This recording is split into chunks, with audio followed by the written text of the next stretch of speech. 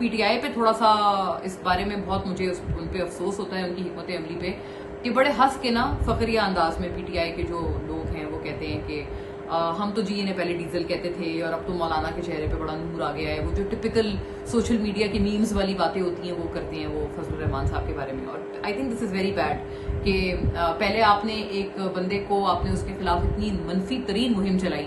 किसी पार्टी ने इस तरह की मुहिम नहीं चलाई कभी भी फजलुर रहमान साहब के हवाले से। I must say this, even Peoples Party ने नहीं चलाई, जो कि एक लिबरल जमात है। मौलाना साहब जो है वो एक मजहबी जमात है, फिर भी कभी भी पीपल्स पार्टी ने इस तरह की मुहिम नहीं चलाई उनके हवाले से जितनी मनफी पीटीआई ने मुहिम चलाई है।